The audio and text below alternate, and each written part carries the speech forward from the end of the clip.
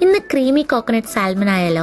അതിന് വേണ്ടിയിട്ട് ഒരു പാനിലോട്ട് ആവശ്യത്തിന് ബട്ടർ ഒഴിച്ചു കൊടുത്ത് ചോപ്ഡ് ഗാർലിക്കോ അല്ലെങ്കിൽ ഗാർലിക് പേസ്റ്റും കൂടി ചേർത്ത് അതൊന്ന് നന്നായിട്ട് വഴറ്റി ക്ലീൻ ചെയ്ത സാൽമൺ ഫിഷ് ഇതിലോട്ട് ചേർത്ത് കുറച്ച് ഉപ്പും കുറച്ച് കുരുമുളകും ചേർത്ത് കുറച്ച് നേരം അടച്ചു വെച്ച് വേവിക്കാം. ഒരു മിനിറ്റിന് ശേഷം ഈ ബട്ടറും ഗാർലിക്കും കൂടി ഇതിനകത്തോട്ട് മേലെ ഒഴിച്ച് ആവശ്യത്തിന് ചില്ലി ഫ്ലേക്സും കൂടി ഇട്ട് ഒന്നും കൂടി മൂടി വെച്ച് പിന്നെയും ഈ മസാല ഫിഷിലോട്ടിട്ട് കുറച്ച് നേരം വേവിക്കാം. എന്നിട്ട് വെജീസ് ആയിട്ട് ക്യാരറ്റ് ഈ സെയിം പാനിലോട്ട് തന്നെ ഇട്ടൊന്ന് വഴറ്റി പിന്നീട് സ്പ്രിംഗ് ഒനിയനും ബ്രോക്കലിയും കൂടി ഇട്ട് ഒന്ന് വഴറ്റി കുറച്ച് നാരങ്ങ നീരും കൂടി ഒഴിച്ച് കുറച്ച് നേരം മൂടി വെച്ച് വേവിച്ചെടുക്കാം.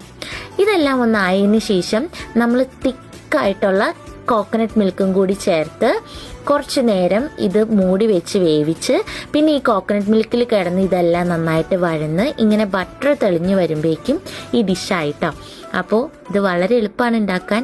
പിന്നെ ഇതൊരു മീലായിട്ട് നിങ്ങൾക്ക് എടുക്കുകയും ചെയ്യാം. അതേപോലെ ഇതിൻ്റെ ഡീറ്റെയിൽഡ് ആയിട്ടുള്ള വീഡിയോ എൻ്റെ യൂട്യൂബ് ചാനലിൽ ഞാൻ ഇട്ടിട്ടുണ്ട്. അപ്പോൾ അത് നിങ്ങൾ കാണുക. അതുപോലെ ഇങ്ങനത്തെ വീഡിയോയ്ക്ക് വേണ്ടി എന്നെ ഫോളോ ചെയ്യാനും മറക്കല്ലേ. ബൈ.